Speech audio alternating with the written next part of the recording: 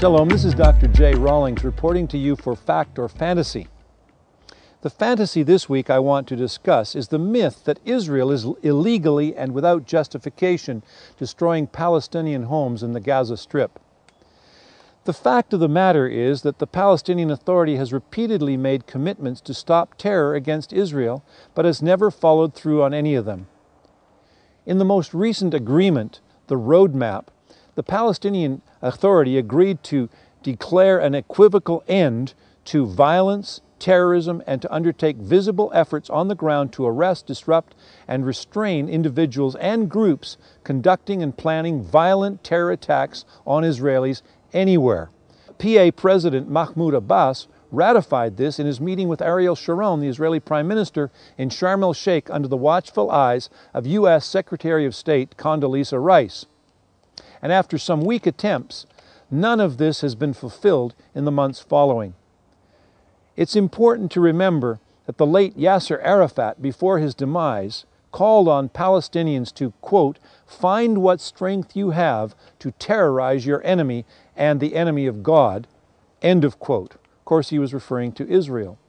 In Gaza, the terrorists have acted with impunity since the PA was created. They intentionally hide in refugee camps and among the civilian population, knowing that Israelis will do everything they can to avoid attacking them out of concern for civilian lives. The civilian population puts itself at risk, however, by allowing the terrorists to use themselves as shields. When it comes to homes that Israeli security forces have demolished, they are not chosen at random. These are dwellings that are being used by terrorists as hideouts, bomb factories, and sniper or ambush sites. Buildings that are near the Egyptian border are used by terrorists to conceal tunnels that allow them to smuggle arms, explosives, and other terrorists into Gaza for the express purpose of killing Israelis and launching rocket attacks on nearby Israeli settlements. The government of Egypt, which could stop the smuggling and provocation immediately, refuses to do so. As in the case of fighting terrorism generally, the question that must be asked about Israel's decision to demolish homes is, what alternative is open to Israel? If the Palestinian Authority was doing its job and fulfilling its promises, the terrorists would be in jail, the bomb factories would be closed, and the tunnels filled in. But since they are not, Israel must find a way to protect its citizens, and security forces have concluded that demolitions are the most effective tool.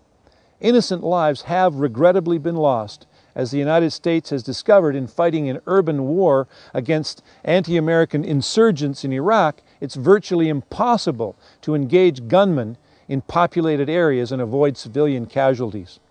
And like the U.S. Army in Iraq, the Israeli forces are defending themselves and seeking to minimize collateral damage.